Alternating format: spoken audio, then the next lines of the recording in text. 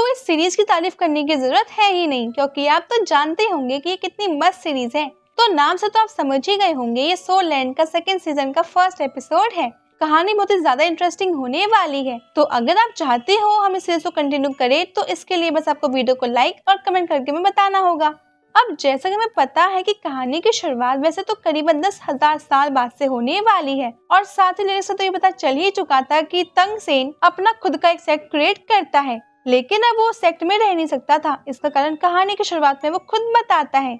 तो कहानी शुरू होती है और हम तंग सेन को देखते हैं। वो अभी कुछ सोच में पड़ा हुआ था। अब वहाँ शियाओ वो आती है और तंग सेन से पूछती है कि क्या हुआ, तुम किस सोच में पड़े हो। इस पर तंग सेन बताता है कि मैं अभी कुछ टाइम अपने सेक्टर में ही रहना चाहता था, लेकिन सही और गलत के चलते मुझे यहाँ आना पड़ा। वैसे यहाँ तो अभी 20 साल ही हुए हैं, लेकिन वहाँ मॉर्टल वर्ल्ड में तो हजारों साल बीत चुके हैं। वैसे इसके बाद शियाओ वू से हमें पता चलता है कि सेक्ट बने तो अब 10 साल बीत चुके हैं, पर सेक्ट बनने के 4000 साल बाद ही वहाँ मॉर्टल वर्ल्ड में एक बदलाव आया था। दरअसल ये सब अर्थ क्रस्ट के हिलने से हुआ था। इसके बाद पूरा कॉन्टिनेंट 2 हिस्सों में बट गया और कई सारे अलग अलग सेक्ट और क्लेन बन गए। यहाँ तंग सेन कहता है कि वो फिर से वहाँ जाना चाहता है, लेकिन अब सेलेस्टियल रिलम में वापस आकर वो फिर से नहीं लौट सकता है, और इसी कारण से तंग सेन वहाँ होने वाले किसी भी इवेंट में इंटरफेयर नहीं कर सकता। वैसे इसके बाद अब हमें ये भी पता चलता है कि जब वो पूरा कॉन्टिनेंट 2 हिस्सों में बट चुका था, तो इसके 2000 साल बाद ही उनमें के साइड के 4 टुकड़े हो गए।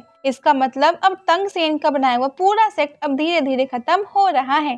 तंग सेन कहता है कि मैं चाहते हुए भी कुछ नहीं कर सकता, मेरा पूरा सेक्ट कुछ ही सालों में गायब हो जाएगा। वैसे अब शियाओ वो उसे चिंता ना करने को कहती है, मगर फिर तंग सेन बताता है कि मैंने मॉर्टल वर्ल्ड में कुछ हलचल देखी है। मुझे वहाँ एक लड़का दिखा था जिसे देखकर मुझे अंदर ही अंदर कुछ अजीब फील हुआ। मुझे ऐसा लग रहा है जैसे मेरे तंग सेक्ट की किस्मत उसी के हाथों में है।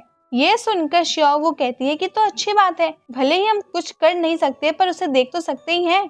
अब इसके बाद से असली कहानी स्टार्ट होती है। हम हमारे हीरो हुओ को देखते हैं, जो कि अभी किंगडम की तरफ देख रहा था और बहुत ही ज्यादा गुस्से में लग रहा था। लेकिन तभी वहाँ पर 2 सोल्जर आते हैं। अब पहला सोल्जर हुओ को नहीं पहचाना था, इसीलिए वो उसे अनजान आदमी समझकर भगाने के लिए आगे बढ़ता है। लेकिन तभी दूसरा सोल्जर उसे रोकता है और कहता है कि क्या तुमने इसे पहचाना नहीं, ये डाई है, यहाँ का यंग मास्टर। वैसे यंग मास्टर से उनका मतलब था कि हुओ यहाँ के किंग का लड़का है, लेकिन ये बात सुनकर हुओ कहता है कि नहीं, अब से मेरा नाम डाई नहीं है, बल्कि अब से मैं हुओ हूँ, क्योंकि मैं यहाँ की हर एक चीज को छोड़कर बहुत दूर जाने वाला हूँ। इसीलिए अब से मैं इस नाम को भी यही छोड़ता हूँ। मुझे इस तरह के घटिया लोगों के साथ बिल्कुल भी नहीं रहना है। अब इस बात से वो सोल्जर गुस्सा करते हुए उसे पकड़ लेते हैं और कहते हैं कि तुम ये क्या बेवकूफों जैसी बातें कर रहे हो, तुम्हें पता भी है तुम किसके बारे में कही जा रहे हो। लेकिन अब वो तुरंत ही गुस्से में पीछे मुड़ता है और उसकी आंख से बहुत ज्यादा तेज एनर्जी निकलती है, जिसके बाद ये दोनों सोल्जर वहीं नीचे गिर गए थे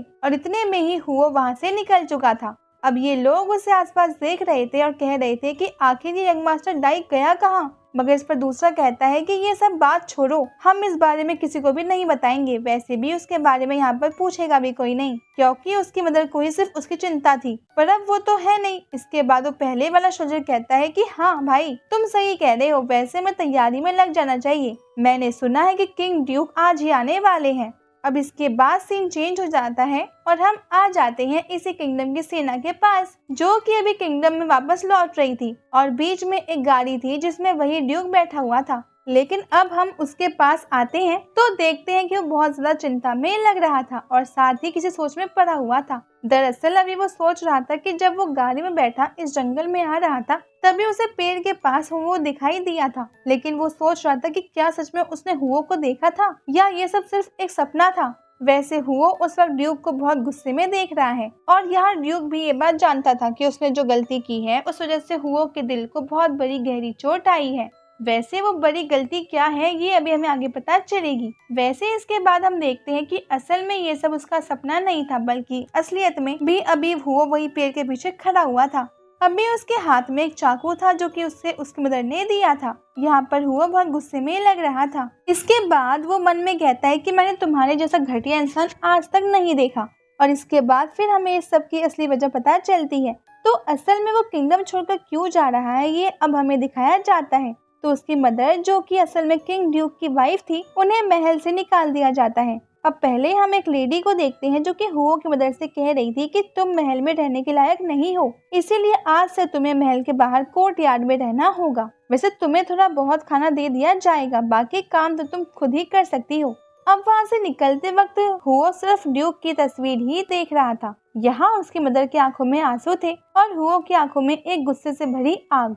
अब तभी से हुओ जानता था कि उसे क्या करना है। वैसे इसके बाद हम देखते हैं कि वो कोर्टयार्ड में आ चुके थे। यहाँ हुओ की मदर को ही सभी काम करना पड़ता था। वैसे एक दिन हुओ घर पर नहीं था। उसी समय पर हुओ की मदर को काम करते वक्त कमजोरी महसूस होती है और वो वहीं पर गिर पड़ती है। अब ऐसे तो वहाँ से बहुत सारे लोग निकल रहे थे, लेकिन कोई भी वहाँ पर आता नहीं है। और जब हुओ आता है तो वो अपनी मदर को इस हालत में देखकर जोर जोर से हेल्प के लिए आवाज लगाता है।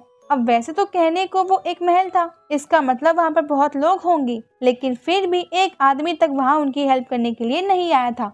अब वो चिल्लाते चिल्लाते अपनी मदर को वही उन्हें जो रूम मिला था वहाँ पर ले आता है। यहाँ पर उसकी मदर की हालत और खराब हो रही थी। अब वो हुओ से कहती है कि देखो तुम मेरी चिंता मत करो, और इसके बाद वो हुओ को वही चाकू देती है और कहती है कि इसे तुम हमेशा अपने पास रखना। और अब वो बोलती है कि अब मेरे जाने का टाइम आ गया है, मैं चाहती हूँ तुम हमेशा खुश रहो। और उसके बाद वो अपनी आंखें बंद कर लेती हैं। ये देखकर हुओ रोने लगा था, उसे नहीं समझ आ रहा था कि वो क्या करे।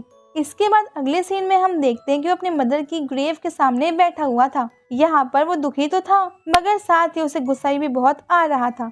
फिर वो एक फैसला करता है और कहता है कि मदर, मैंने फैसला कर लिया है, मैं आपकी खातिर सबसे बड़ा सोल मास्टर बनूंगा और आपके नाम को रोशन करूंगा। भले ही इस चीज में मुझे 10 साल 20 साल या पूरी जिंदगी क्यों ना लग जाए, लेकिन मैं कभी हार नहीं मानूंगा। और अब उसके बाद वो अपनी सोल मास्टर बनने की जर्नी पर आगे बढ़ जाता है। अब अगर आप चाहते हो कि हम आगे के पार्ट भी जल्दी कराएं, तो चैनल को सब्सक्राइब कर कमेंट कर दीजिएगा। अब हम मिलते हैं आपसे अगले वीडियो में, तब तक के लिए bye bye guys and take care.